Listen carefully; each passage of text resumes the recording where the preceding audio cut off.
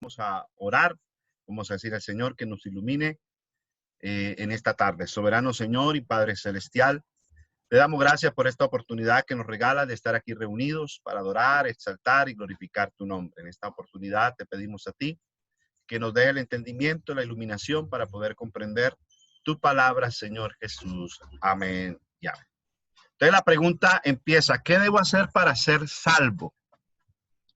San Juan capítulo 3, versículo 3 dice en la nueva versión viva NBB, Jesús le dijo, te aseguro que si una persona no nace de nuevo, no podrá ver el reino de Dios. Este pasaje del capítulo 3 es la historia de Nicodemo, un hombre importante del pueblo judío, del cual viene de noche a Jesús, lo reconoce como maestro, ¿sí? Por las cosas que Jesús viene haciendo. Entonces, es la pregunta que le hace Nicodemo al Señor. ¿Qué debo hacer para ser salvo? Entonces el Señor dice, pues la única forma es nacer de nuevo. El nuevo nacimiento es el proceso que ocurre en el humano a través de la palabra de Dios. Como veíamos la vez anterior, la palabra es la que va a hacer el efecto en mi vida. Si yo no atiendo la palabra, si no oigo la palabra, si no le creo a la palabra no va a hacer ningún efecto. Ese es uno de las controversias a veces con la religión popular. ¿Por qué? Porque la religión popular le dijo a la gente, abra el Salmo 91 y colóquenlo en la sala, colóquenlo en la mesita de noche, colóquenlo en el cuarto. Y con el Salmo 91, el Salmo 23, usted está protegido de todo. Y usted por eso encontrará en casas un atril, la Biblia abierta y estas hojas de esos capítulos amarillas, pero de estar abiertas, pero no de ser leída. Ese no es el efecto de la palabra. La palabra hay que leerla, estudiarla, escudriñarla, para que ella haga un efecto en mi vida. Entonces, por medio de su espíritu, que conoce al pecador que necesita el arrepentimiento. Entonces, dése cuenta que el qué debo hacer va ligado a entender que hay una forma para ser salvo. Usted ha oído muchas veces que Dios lo tenga ya en su gloria. Y pudo haber sido el personaje más malo, el ladrón, el drogadicto, y el día de su sepultura dice que Dios lo tenga allá en su gloria. Entonces la gente dice, ay, sí, por eso, que esté allá. Era malo, pero que esté allá. Entonces, dése cuenta que la gente tiene una concepción errada de lo que es la salvación. Algunos dicen, no, es que todo el mundo va para el cielo. Y no, el cielo no es para todo el mundo.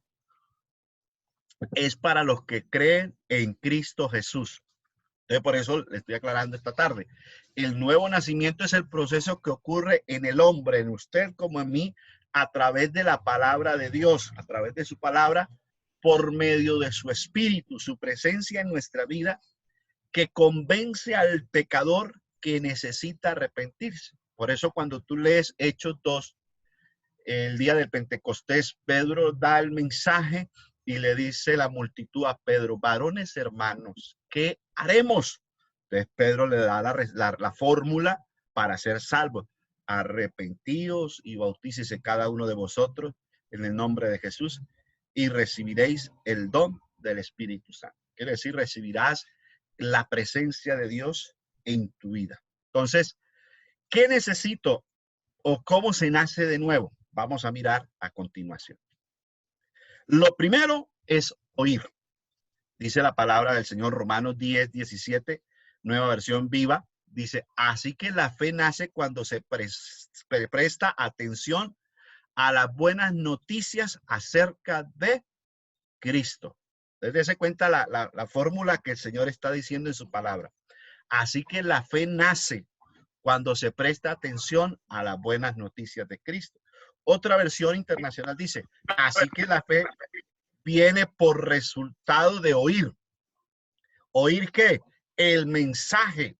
Y el mensaje que se oye es la palabra de Cristo. Entonces, dése cuenta que como mirábamos ayer el término de la palabra desde el principio está como una flecha alumbrando a Cristo, ¿sí? Está direccionando todo es a ese Redentor, a este Salvador, a este Mesías. Y esta palabra que aparece aquí arriba diciendo oír, está escrita en el Shema. ¿Qué quiere decir?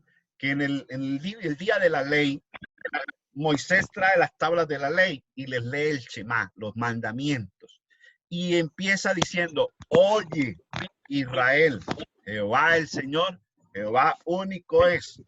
Este término oír no es igual que escuchar. Usted escucha ahorita la olla que se cae, la gotera de la lavaplatos, el juguetico por ahí que pasó la moto. Eso es escuchar. Usted escucha. Pero oír es de identificar, entender lo que es. No sé si a usted le ha pasado muchas veces que escucha por ahí un grillo y usted empieza a buscarlo y a buscarlo. ¿Y dónde? Pero es dónde es que está. Yo lo escucho, pero ese término es oír, identificar y llegar al punto de retener. Por eso dice la palabra en el tiempo de la ley a los judíos le dice, estas palabras que te mando hoy, primero la manda a escuchar, oye Israel, y estas palabras se las va a repetir, quiere decir, va a hacer que te las oiga y que las guarden las palabras. Entonces, lo que debemos hacer es oír y no hoy, sino siempre oír la palabra del Señor, siempre. Por eso es extraño que un creyente diga, no, a mí no me gusta oír no me gusta oír la predicación, ay, no, esas predicaciones a mí no me gustan. Eso está queriendo identificar que está dejando de creer. Cuando una persona habla así es que está dejando de creer, está dejando de oír la palabra del Señor. ¿Y de qué habla la palabra del Señor? De Cristo, nuestro Salvador. Entonces, cuando miramos esto, el oír la palabra produce en mí fe. Ese es el primer resultado. ¿Por qué? Porque dice la Biblia, la fe viene por el oír y oír palabra de Dios. Entonces, la fe, toda persona tiene fe, todos. Desde el chino, desde el argentino, desde el americano hasta el indio, donde haya un humano, el que está allá en la luna también, todos tienen la capacidad de creer. Pero, aunque todos tenemos esa fe, que es la fe natural, de creer, las cosas que Dios nos dejó. Le hago el ejemplo con la cinta y con el vaso. ¿Cuáles de los dos elementos es para tomar agua o tomar líquido? Pues el vaso. ¿Por qué? Porque este tiene un sello que está hecho para tener líquido o algún objeto ahí. Este no. Bueno, Dios cuando hizo al hombre lo hizo para que el hombre pudiese desarrollar la fe. Pero la fe en quién. Si yo le coloco a usted el ejemplo de esta agua fresca y en vez de esta agua le coloco tinto caliente, pregunto yo me la podré tomar? No, porque no está hecho para eso. Está hecho para líquidos frescos o fríos que la mano pueda sostener. Ya para el tinto o café caliente necesito uno que se llama con orejita. Ese está hecho para eso. Pues el hombre fue hecho para creer y especialmente creer al Señor Jesucristo. Entonces eso define que toda criatura puede creer a Dios. Entonces, la historia del Calvario, su amor por mí. Esta historia cuando se narra es para oírla. ¿Qué se oye? ¿Quién es Jesús? ¿Por qué Cristo muere? ¿Por qué Cristo se dedica a hacer tantos milagros? ¿Por qué Cristo hace discípulos? ¿Por qué Cristo dice que va a resucitar? ¿Por qué Cristo resucita? ¿Por qué Cristo dice que recibiréis poder? ¿Por qué lo llena de su poder? Todo eso es lo que produce mi fe para creer que Él es todo eso. Entonces ahora viene mi fe puesta en Él por la palabra que nos es predicada, nos produce un nuevo nacimiento. Por eso yo a veces le digo a la iglesia que cuando llega una visita, y las visitas normalmente casi siempre llegan y son así serias, ellos no hablan, ellos no dicen amén, ellos no dicen gloria a Dios, ellos no aplauden, ellos son serios, pero ellos empiezan a oír la palabra. Y ya después al siguiente culto hacen así o como tenían acostumbrado a orar, así. Ya después alzan las manos y empiezan a orar. Ya después empiezan a aplaudir y empiezan a cantar y ya después empiezan a decir amén. ¿Quién le dice a esa persona qué debe hacer? Ella no lo hace porque el otro lo está haciendo, no, a ella le empiezan a hacer algo. ¿Sabe qué significa eso? está empezando a nacer en la palabra. Por eso esa persona adora, por eso esa persona exalta, por eso esa persona se arrodilla a orar, esa persona lee la Biblia. Eso significa el desarrollo de un nuevo nacimiento. ¿Por qué está naciendo de nuevo? Porque está empezando a oír la palabra. Entonces, mire lo que dice 1 de Pedro 1:23, nueva versión internacional. Pues ustedes han nacido de nuevo, hablándole a los creyentes, pues ustedes han nacido de nuevo, no de simiente perecedera, sino de simiente imperecedera, mediante la palabra de Dios que vive y permanece para siempre. En la versión, creo que es lenguaje normal, Reina Valera normal, la que tenemos a veces en la iglesia, dice, ustedes han nacido de nuevo, no de simiente corruptible. Quiere decir que se corrompe, que se acaba, que está dañada, no, sino de simiente incorruptible, como dice aquí este texto, imperecedera. ¿Qué quiere decir? Que lo que quería Nicodemo era nacer de nuevo. Él dijo, bueno, hay que ir a buscar a mi mamá. Mi mamá ya está muy anciana. Tengo que mirar cómo entro otra vez en el vientre y que mi mamá me vuelva a tener. Y el Jesús dijo, no, no, no es así. Ese nuevo nacimiento no es de carne ni sangre, porque si no, sería una simiente perecedera. Pero cuando se nace de espíritu, cuando se nace que mi vida es este vaso y me lo lleno yo de la fe en Cristo Jesús, mi vida nace en una nueva simiente y una simiente que no perece. Y la palabra de Dios que es viva y permanece para siempre. Entonces, cuando miramos esto, encontramos esta otra parte. Él de su voluntad nos hizo nacer por la palabra de verdad, para que seamos primicias de su criatura. Entonces, dése cuenta que nosotros no somos los que nacemos. Ay, me voy a dedicar a nacer de nuevo. No, es el Señor que hace que nosotros nazcamos en Él. Y ese nuevo nacimiento, el Señor lo llama nuevas criaturas. Nuevas criaturas en Él. Esa nueva criatura es una persona que está ligada a la palabra del Señor, está ligada a creerle al Señor Jesucristo. ¿Tienen alguna pregunta? Claro hasta ahora, hermano, está bien claro. Sí. Bueno. Está todo bien. Mana Laurita, Sandra, Díaz. Amor, que si tienes preguntas. No, no, pastor. Por ahora está todo Listo. claro. Bueno, seguimos. Entonces, bueno, dice la palabra. La palabra dice que creer en Él como dice la Escritura. Dése cuenta que el creer no es como yo crea. Sí, porque las personas es fácil para creer como ellos quieren. Así como a veces cuando se habla del amor. No, pastor, es que yo amo a mi manera.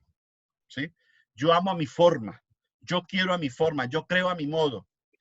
Por eso a veces los trinitarios o los católicos, ellos dicen, no, pero el pastor, orar así al aire, no, no.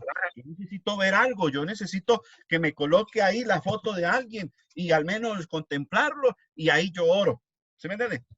Ellos necesitan de creer a la manera de ellos. Y dése cuenta que el dicho popular que dice por ahí, yo hasta no ver, no creer. Casi que es un término de Tomás, ¿no? Que eso fue lo que hace Tomás. Yo hasta no ver, no creo que Jesús resucitó. Y yo hasta que no meta mis dedos en sus heridas y mi mano en el costado, yo no creo que Jesús resucitó. Bueno, pero dése cuenta que el Señor dice en su palabra, la palabra dice que creer en Él como dice la Escritura.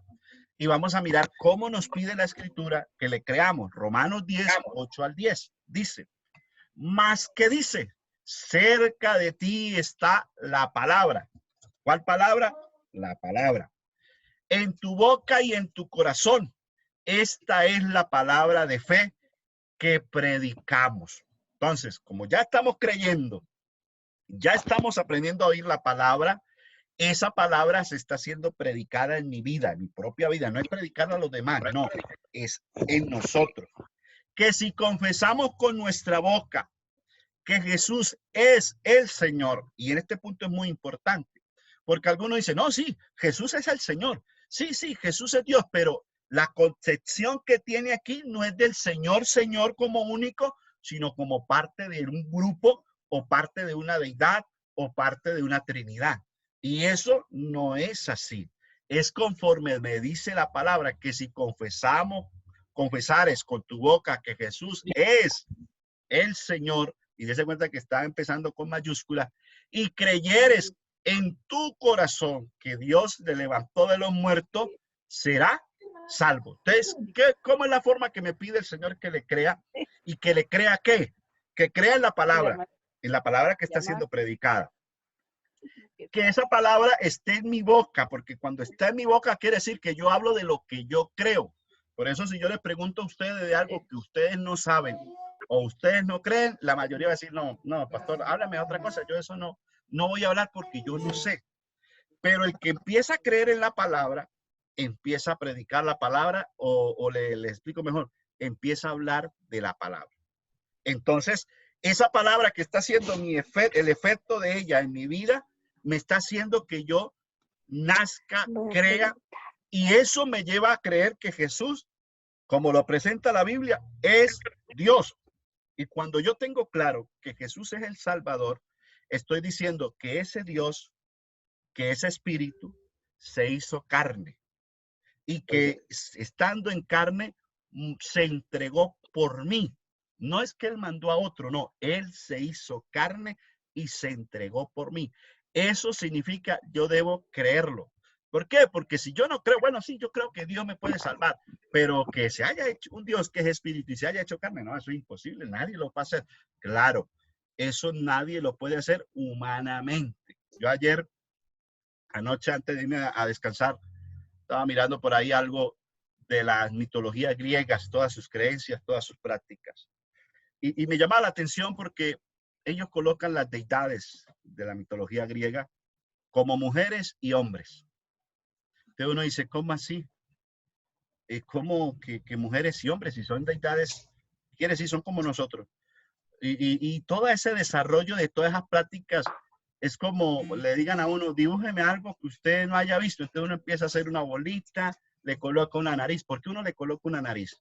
Porque todo el mundo tiene nariz. Hasta los animalitos tienen nariz. Le coloca una oreja porque los animalitos también tienen oreja. Le coloca dientes. ¿Y por qué le coloca dientes? Si es algo que nunca ha visto. No, pues me imagino que todos tendrán boca, porque yo tengo boca. Yo lo ubico a lo que yo soy. Pero cuando el Señor me muestra quién es Él me dice, cambia ese modo de pensar, porque yo soy espíritu y me hice carne, me hice un cuerpo para yo vivir en ese cuerpo. Ahora, cuando yo creo en esto, estoy confesando con mi boca una verdad. Estoy diciendo, seré salvo porque estoy creyendo en el Salvador.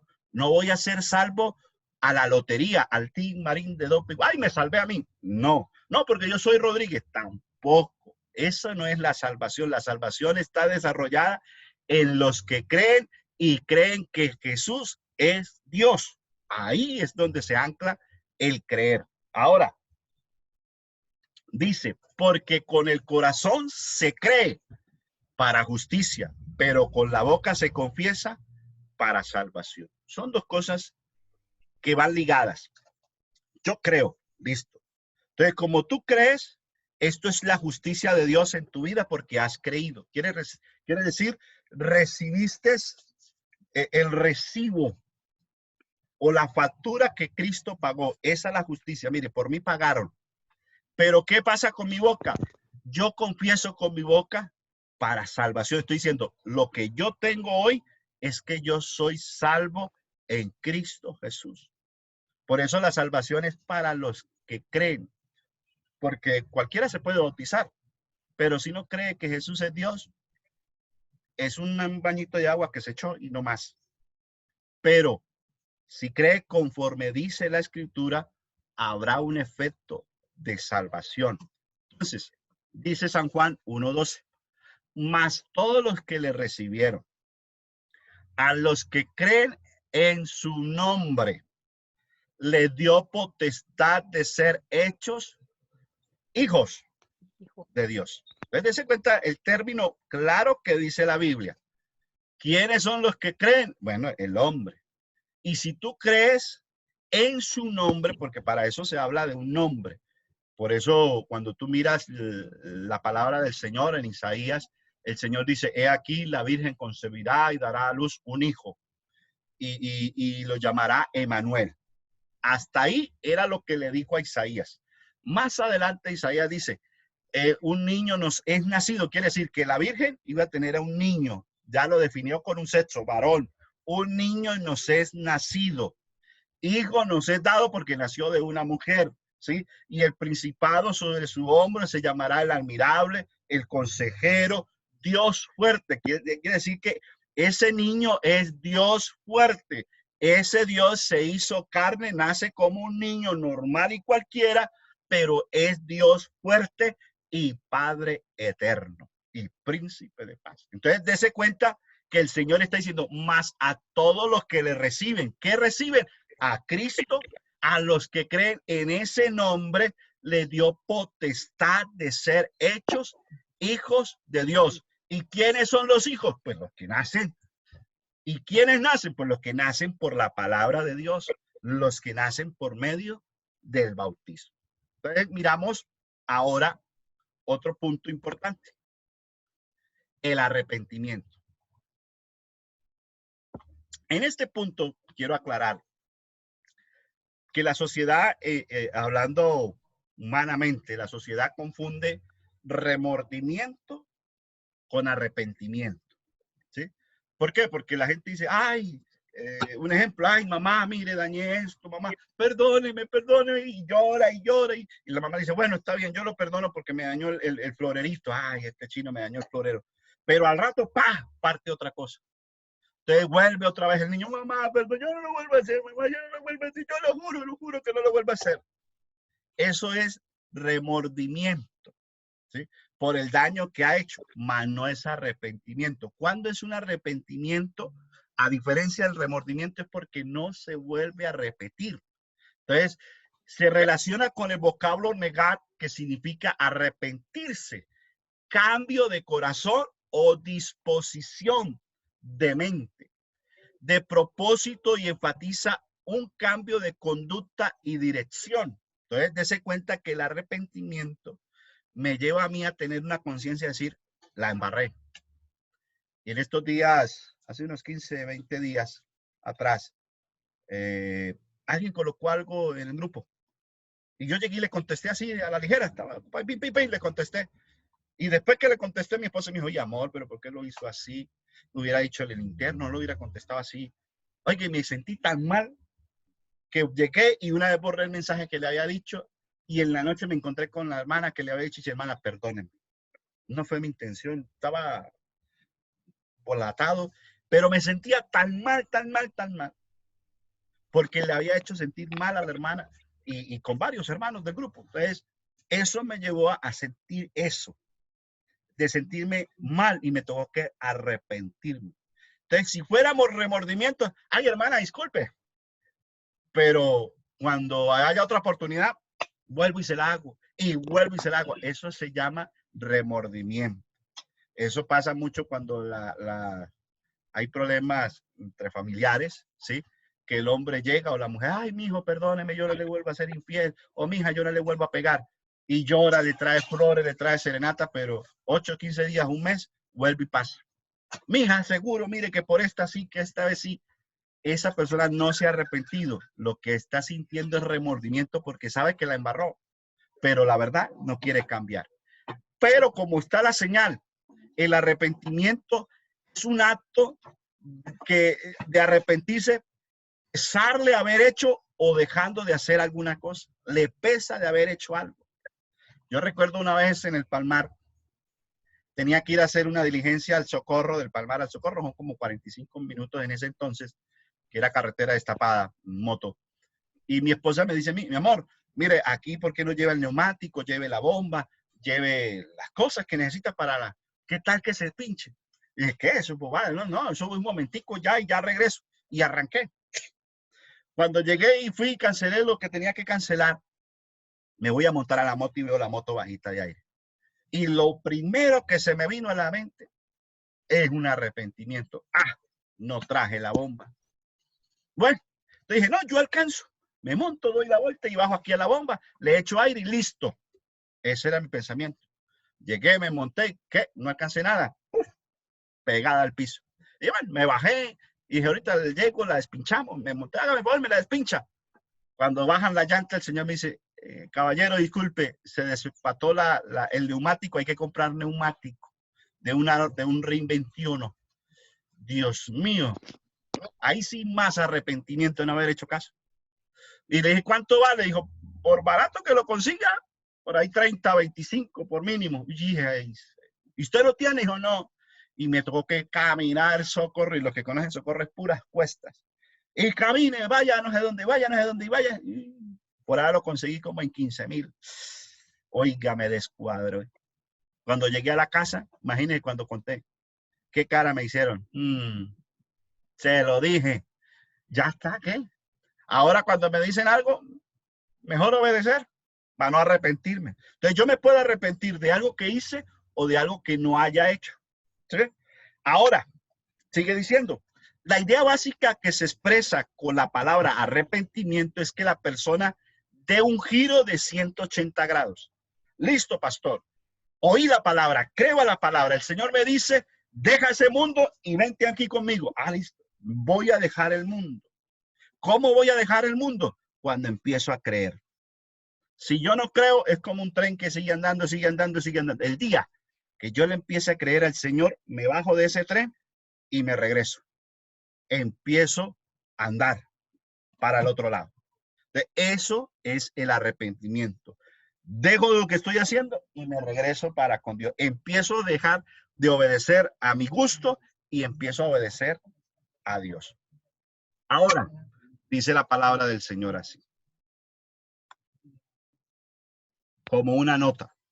Es por esto que el arrepentimiento es un paso importante y necesario para todo aquel que quiere ser salvo y se evidencia en el comportamiento y la obediencia a la palabra de Dios.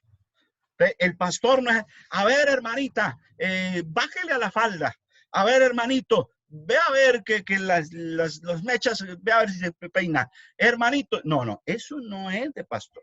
Cuando la palabra empieza a hacer el efecto en la vida del hombre, la misma palabra hace que la persona se sienta incómoda, como les decía la vez pasada. Ese día que miraba yo a esas mujeres que pasaban al altar, todas pintadas, con zarcillos, con ropa, y esas mujeres después que sentían a Dios en su vida, decían, qué vergüenza, y la falda no le bajaba más, y se quitaban todo. ¿Quién le dijo a ella si la palabra que se estaba predicando era quítese los zarcillos? No, no era eso. Estaba predicando que Cristo los perdonó, que Cristo salva, que Cristo perdona, que Cristo transforma la vida. Ese es lo que el Señor muestra. De ese comportamiento, cuando la persona empieza y se arrepiente de veras, esa persona, su vida empieza a cambiar. Como le decía hace un momento con el ejemplo. Y aquí en Provenza nos ha pasado mucho, que llegan las visitas y al principio son todas serias, pero el Señor empieza a orar y ya ellos levantan las manos y oran. Y a veces son amigos y dicen, pastor, oremos por los amigos para que vengan al culto. Entonces dice, ¿cómo así? Un amigo pidiendo para que otros amigos vengan. Esa es la palabra de Dios. ¿Sí me entiende? Entonces, ese es el resultado del cual el Señor dice. Hechos capítulo 26, 20 dice, sino que anuncie primeramente a los que están en Damasco y Jerusalén y por la tierra de Judea, a los gentiles. ¿Qué le tiene que anunciar? ¿Qué le tienen que enseñar? Que se arrepintiese. Arrepiéntese y se conviertan a Dios haciendo obras dignas de arrepentimiento. Entonces, den cuenta que a veces las personas dicen, ay, este evangélico, es que evangélico, mire, hace igual que yo, roba igual que yo, dice mentira igual, se toma las mismas que yo y baila igual que yo. Esa persona no se ha arrepentido. Puede ser que engañe al pastor, puede ser que engañe a la iglesia y se bautizó. Bueno, pero esa persona no se ha arrepentido porque el día que se arrepiente genuinamente, ese efecto empieza a desarrollarse en la vida. Entonces, dése cuenta que estas tres partes importantes no es que, bueno, pastor, no sé si le ha pasado a usted, ¿no? Hágame un favor, que vale la libra de fresas. 30,000 pesos. Bueno, tengo 20,000. ¿Cuánto me da? Eso no es un plan de salvación. ¿Por qué? Porque tiene que llevar todo el paquete, oír, para mantenerse creyendo. Creer, ¿sí? Para tomar esa decisión y el arrepentirse para que la palabra de Dios empiece a actuar en su vida. Se lo coloco en otro contexto. Otra vez el vasito de agua. El vasito de agua, usted llega, lo toma y si lo dejo sucio, le digo, venga, le echo aquí otro poquito de tinto, de café o de jugo. Usted dice, no, espere, está sucio. ¿Cómo se le ocurre? Bueno, eso pasa.